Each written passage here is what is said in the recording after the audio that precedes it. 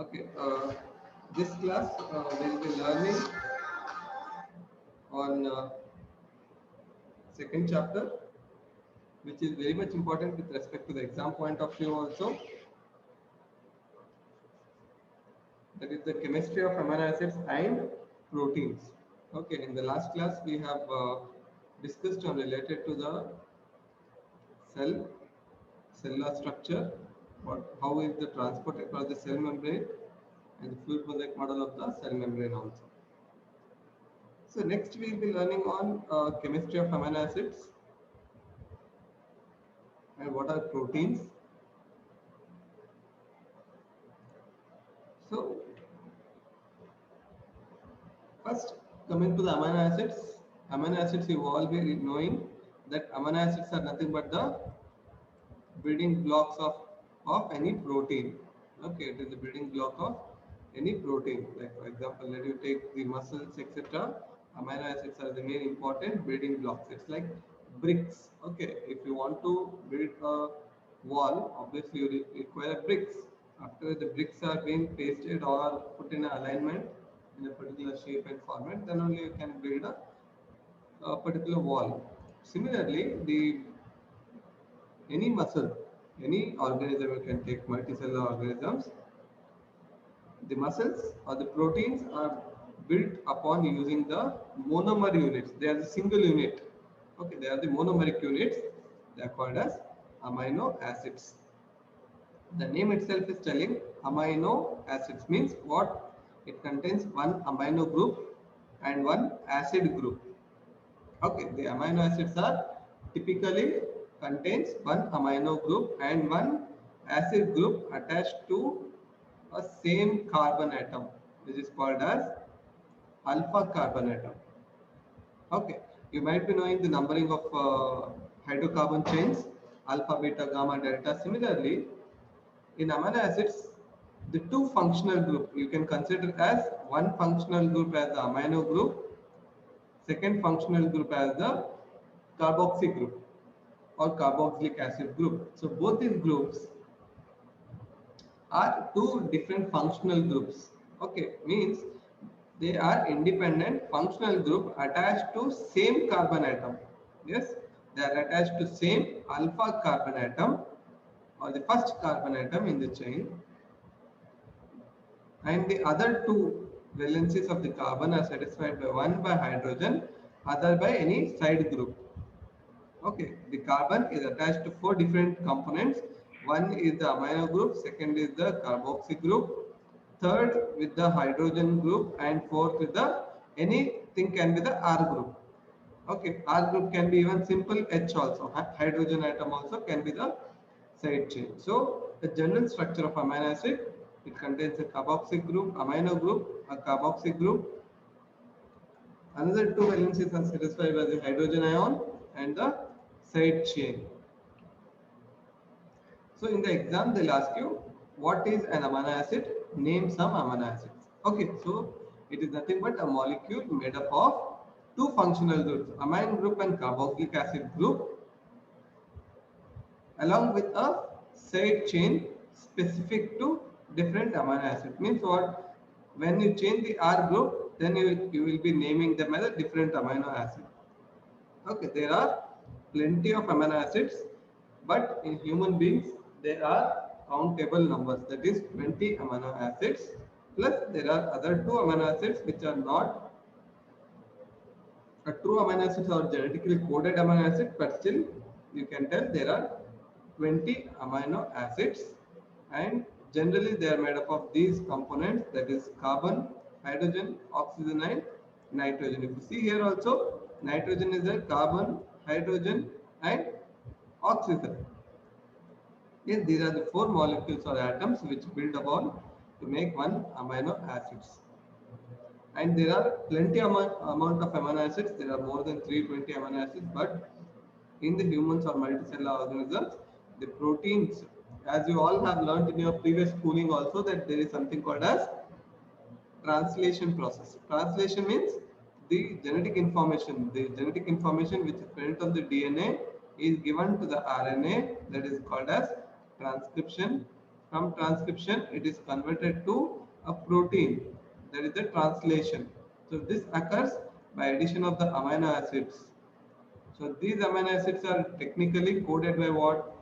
They are coded by the genetic information DNA, because you have learnt even something called as triplet codon system. Like for example, you know all the purines and pyrimidines. Yes, so they all are required for genetic information. Like for example, you might be knowing triplet codon AUG, anything. Okay, any combination AGU, any combination. These individual triplet codon will code for a particular amino acid, right? So that amino acid, which is coded by the genes, are called as primary amino acids. Okay, they are the ones which are actually coded by the genetic information. They are 20 in numbers. As I mentioned, in multicellular organisms or the humans, the genetic information or the proteins which are coded is 20 in numbers. What are the different amino acids and how they are abbreviated? Okay, all the 20 amino acids, how they are abbreviated. Like for example, alanine. Routinely, what is followed? The code and abbreviation. Code will be A because it starts with alanine, A, and first three alphabets are taken to abbreviate. If in the example in the textbook or somewhere you read ALA, then it is alanine. Then second, arginine. Now you cannot give code again A because A code is already given to alanine. So what is the next alphabet comes in the sequence is the arginine, R. So it is coded by R and abbreviated as ARG. If you don't remember the code, that is fine. At least you should be familiarized with how it is identified by abbreviations. Okay, so similarly, aspergine. Aspergine is abbreviated as ASN. Aspartate by ASP or aspartic acid. Cysteine by CYS. Glutamine by GLN. Okay, glutamic acid is GLU because glutamic acid is already taken GLU. So glutamine is given the amino group depiction, that is the GLN. Glycine, GLY stands for glycine. Histidine, HIS is histidine. Isoleucine as ILE. Leucine by LEU. Lysine, LYS.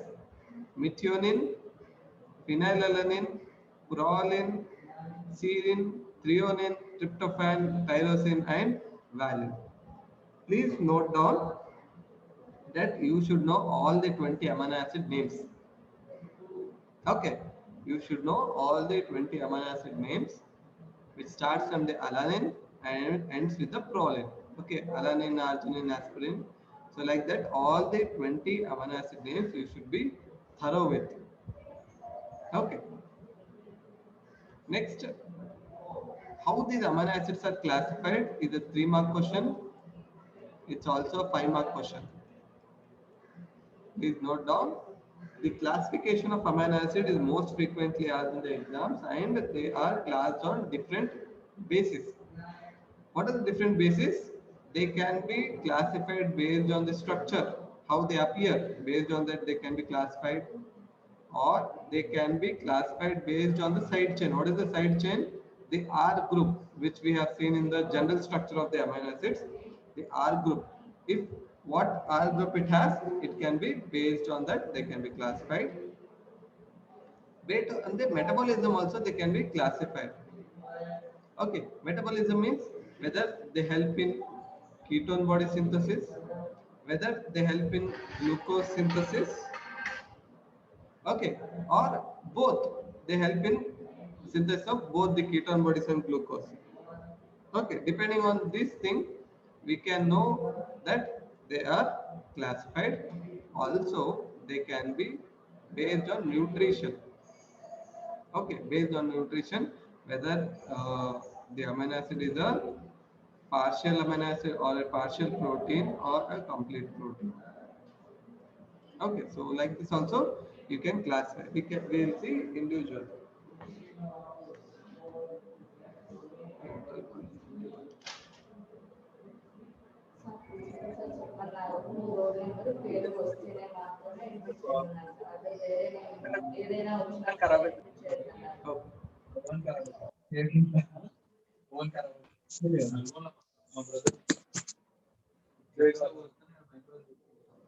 Yes.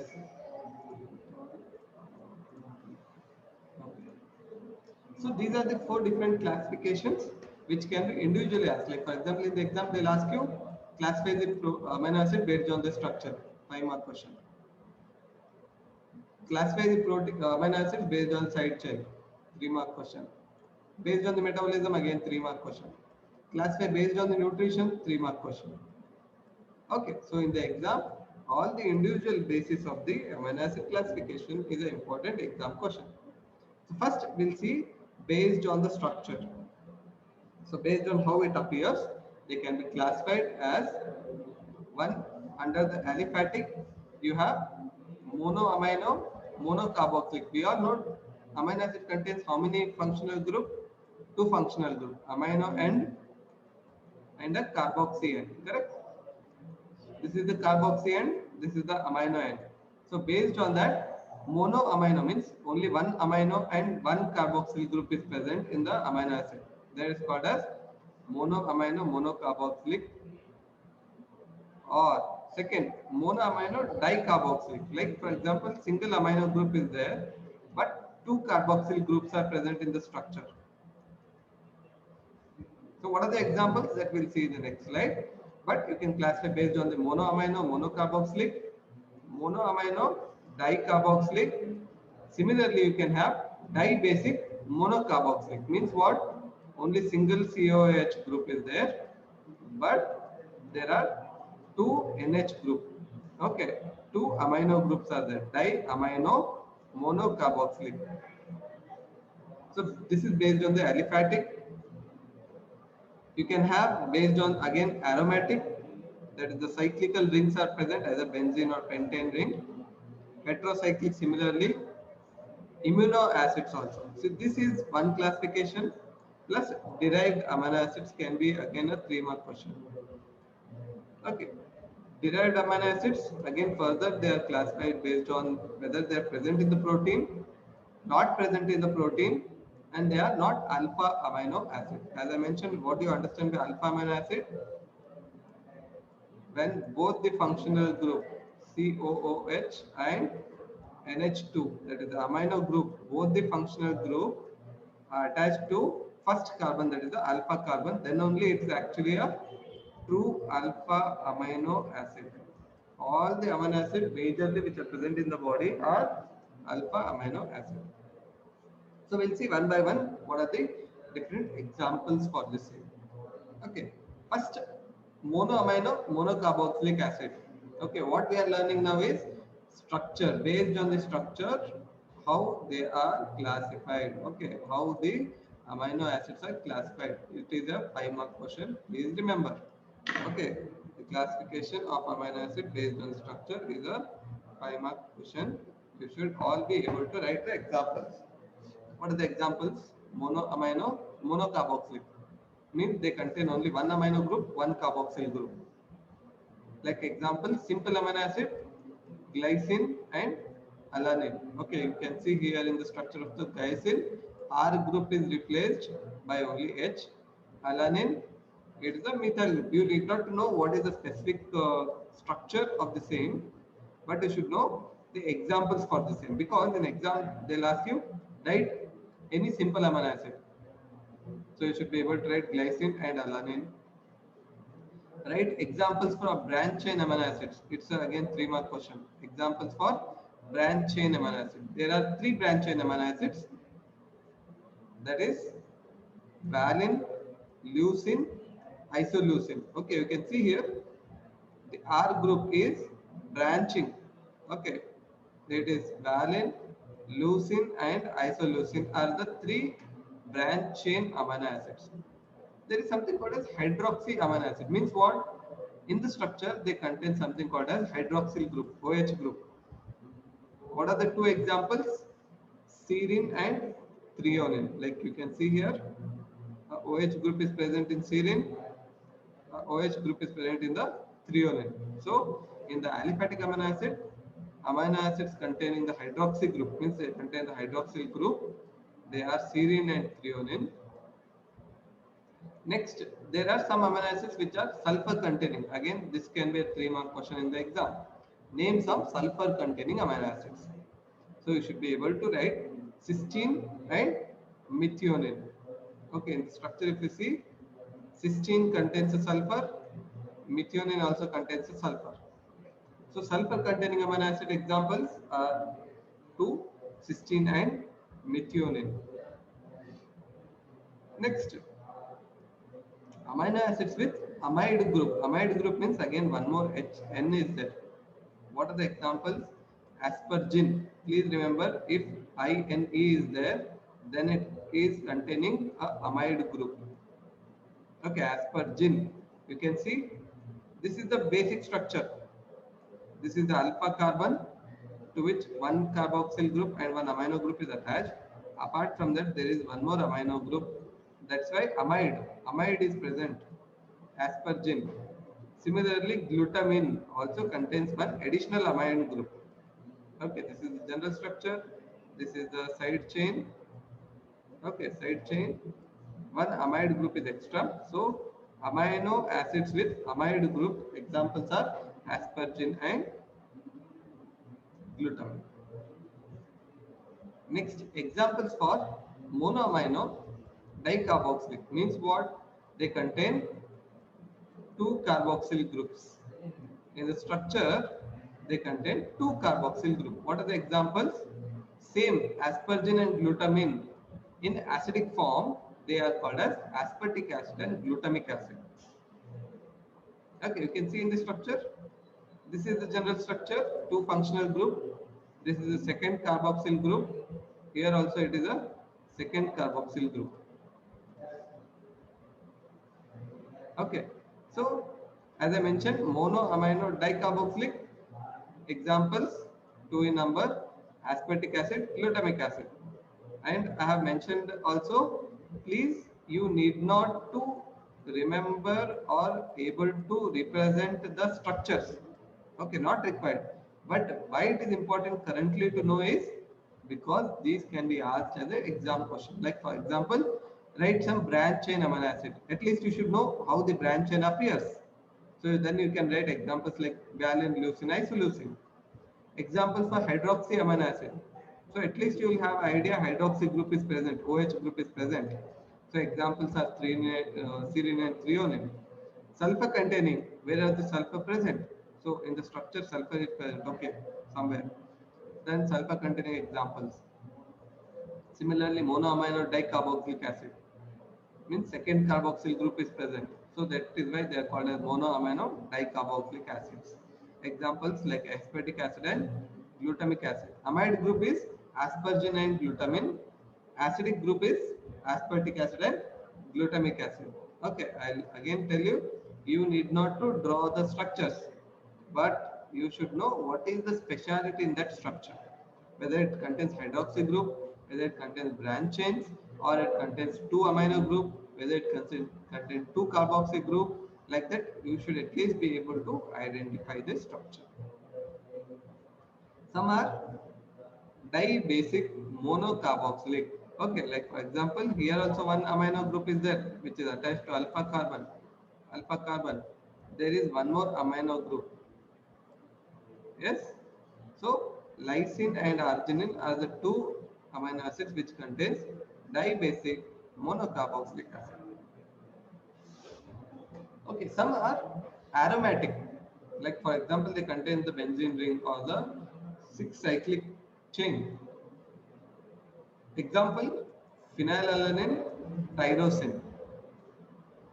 Okay, these two are aromatic amino acids. Okay, in the exam they'll ask you write examples for aromatic amino acids. 3-mark question. So you should be able to write phenylalanine, tyrosine, and also you can consider tryptophan.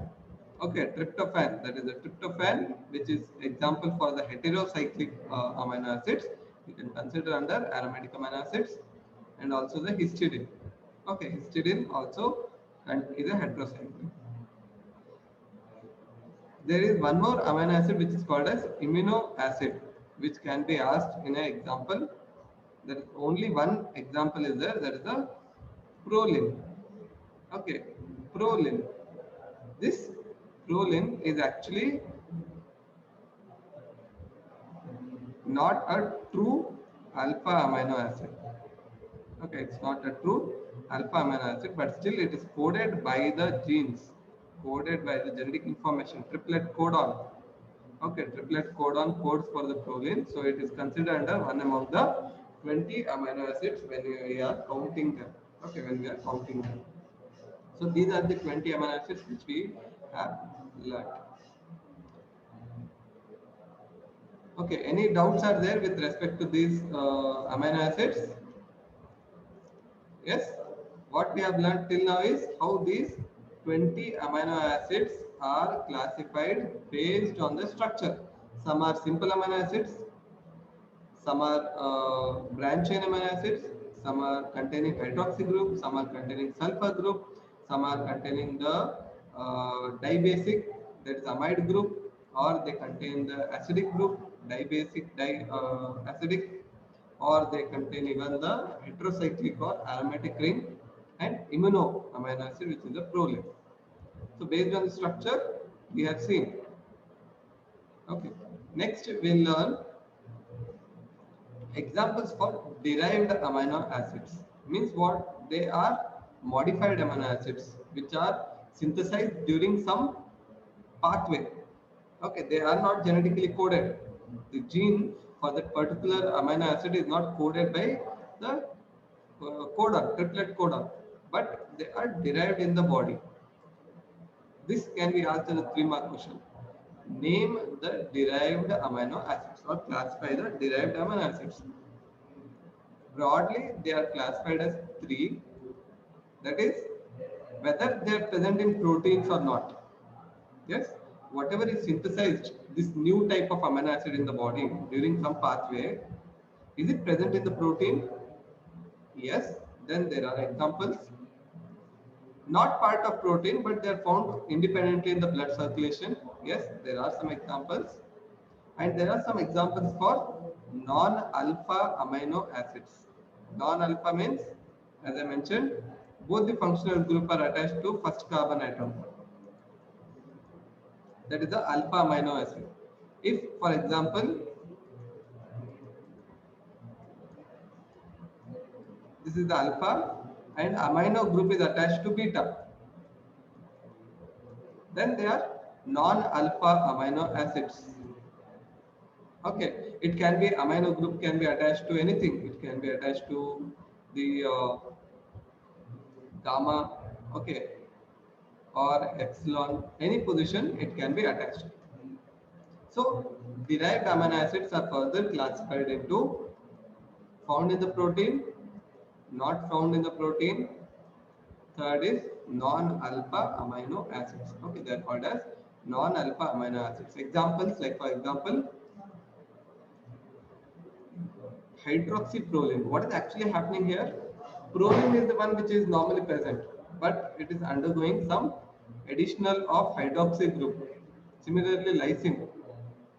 Proline and lysine are attached with the hydroxy group, and these are present in the proteins. Okay, they are derived. They are derived from normal occurring protein amino acid with the addition of hydroxy group to form a particular compound called as hydroxyproline and hydroxylysine. Hydroxyproline and hydroxylysine. They are called as derived amino acids found in the protein. Now, next examples, derived amino acids but not found in the protein. They are not found in the protein. What are those? Like for example, citrulline, ornithine, and homocysteine. What are these compounds? You will be learning individually when we are learning with the metabolism of the protein chapter. Okay, for now, it is mandate for you to remember the names. Okay, what are the names? You should be able to remember. Okay, these are the names. What are those? Like derived amino acids not found in the protein. Example, these are 3 examples: citrulline, ornithine, and homocysteine. Next, derived amino acids, but they are not true alpha amino acids. Means they have two functional groups, but attached on different carbon chain, carbon number, not on the first carbon. That is not on the alpha carbon, but they are present on some other thing. Like for example, GABA, which is a neurotransmitter. Okay, this you will be learning in detail in physiology also. The neurotransmitter, one of the such example of non-alpha amino acid. Okay, this as I'll have mentioned also, this is a important 3-mark question in the exam. They'll ask you write the derived amino acids. Next,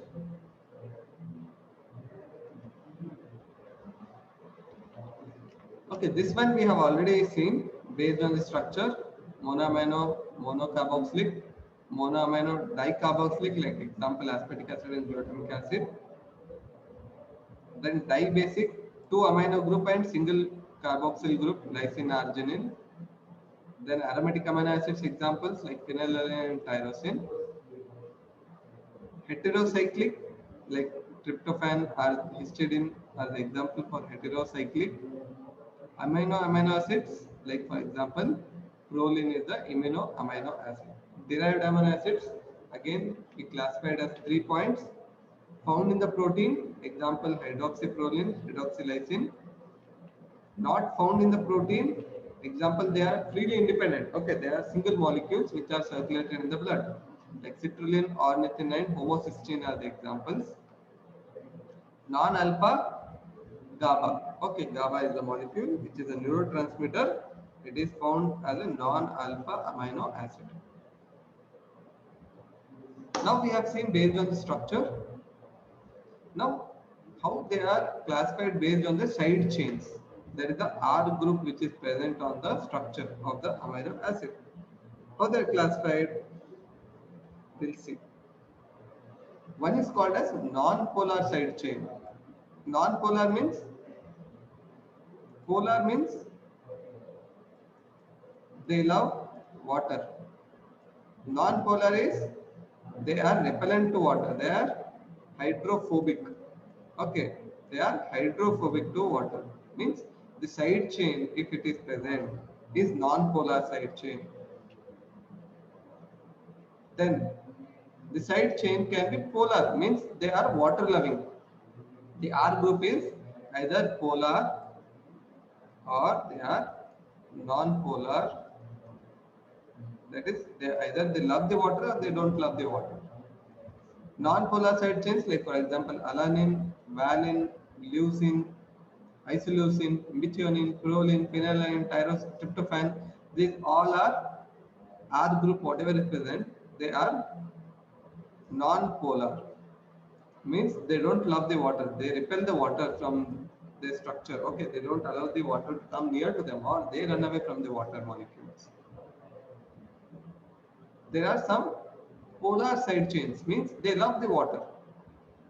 Like for example, serine, threonine, aspargine, glycine, cysteine, glutamine. Okay, then again, they can be even acidic or basic. Okay, these amino acids have some pH, like acidic pH. If there are presence of two carboxyl group, yes, COO minus. Minus means what? It has donated the hydrogen ion. When you donate the hydrogen, they are called as acids. And these are dicarboxylic, means in the structure they have second carboxyl group also. So they are examples like aspartic acid, glutamic acid. They are acids, so they are polar but they are acidic in nature. Some are basic in nature, means they contains two amino groups. So they are basic in nature, like for example lysine, arginine, histidine. They all are example for polar side chain with acidic and basic amino acids. Polar side chains, a simple one, like glycine, threonine, aspargine. Glycine also is considered as a normal simple polar amino acids. Okay, this is based on the side chain. This can be again a 3-mark question in the exam. Okay, one more which is most commonly asked as a 3 mark question is classify amino acids based on metabolism. Means what is the fate? Okay, what are ketone bodies? What are glucogenic? What are ketogenic? You're learning when we are learning the carbohydrate metabolism chapter. But for now, please remember they help in synthesis of some components called as ketone bodies. Glucogenic, you already know.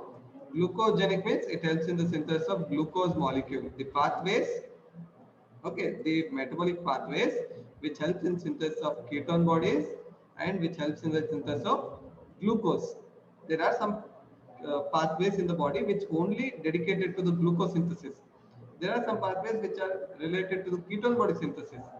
There are pathways which can contribute to both glucogenic as well as ketogenic in nature. That is ketone body and glucose synthesis. So what is the example for pure ketogenic? Only one is there. That is the leucine amino acid helps in synthesis of ketone bodies in the body or in the metabolic pathways. Leucine helps in the ketone body synthesis. So based on classification, purely ketogenic. What is the example? Leucine. Amino acids which are both helps in ketone body synthesis also, glucose synthesis also. What is the example? There is the lysine, isoleucine, phenylalanine, tyrosine and tryptophan. These all are what? Aromatic amino acids.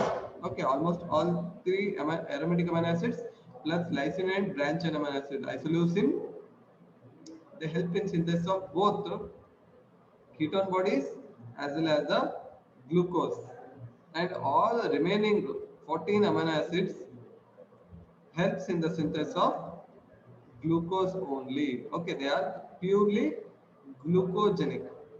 Means when you digest these amino acids, okay, remaining 14 amino acids, what you get is they help in synthesis of glucose molecule.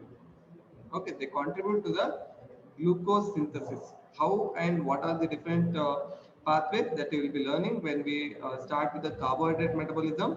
But for now, you remember the classification based on the metabolism is 3: purely ketogenic, both ketogenic and glucogenic, and purely glucogenic means only helps in synthesis of glucose. Ketogenic example leucine, ketogenic and glucogenic example is isoleucine, lysine, phenylalanine, tyrosine, and tryptophan. Purely glucogenic only helps in glucose synthesis. Examples are remaining all other 14 amino acids which are present out of 20. Okay, we all know there are 20 amino acids. Out of all the 20, 14 are glucogenic. Remaining 6 we can consider under the examples.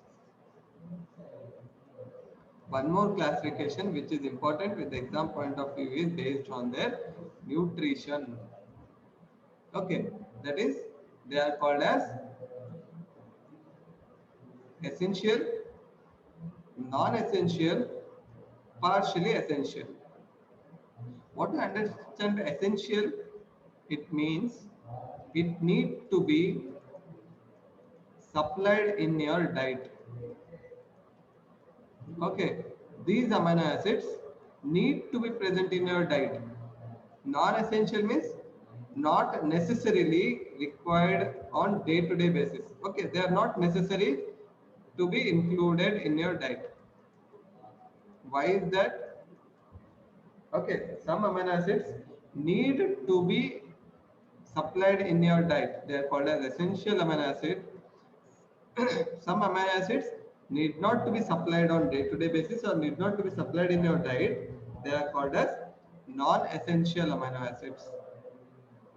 Some are called as partial essential. Like for example, when the body requires more amino acids, that time it becomes essential. Otherwise, they are non-essential amino acids. Like for example, when a person is growing, children, pregnant women, okay, because demand is more during that place or that point of time, or even lactation, breastfeeding. Okay, during this time what happens? Some amino acids, they become essential, means they need to be supplied in diet every day. Otherwise, they are routinely non-essential amino acids. So what I told, essential means they need to be supplied in the diet. Non-essential means they need not to be supplied in the diet. Partially essential means under circumstances when the demand is more, that time some amino acids are becoming an essential. Okay. Essential amino acids example isoleucine, leucine, threonine, lysine, methionine, phenylalanine, tryptophan, valine. Partial essential are only two, arginine and histidine. These are the two amino acids which are partial. Means otherwise routinely they are non-essential. Okay, normally they are non-essential, but under circumstances like children, growing child, pregnancy, women during pregnancy, women during lactation, these are converted into essential amino acids. Then they are called as partially essential. Remaining all other 10 amino acids are non-essential. Why these are called non-essential? Because they need not to be supplied in diet. Why they are not supplied in diet? Because there are some pathways in the body. Okay, there are some reactions in the body where these amino acids can be converted into other amino acid. Okay, what you understand by this? Essential amino acids can be converted into some of the non-essential amino acids. That's why you don't require to be supplied in diet. Okay, like for example, I'll give you one example. Phenylalanine is essential amino acids. Means it is required in your diet. Okay, when you are taking diet, you require to eat the phenylalanine. The food should be rich in phenylalanine. In the body, there is a reaction where phenylalanine can be converted to tyrosine. So, if you do not supply tyrosine in diet, still phenylalanine can synthesize the tyrosine. That is why this is called as non-essential. Okay.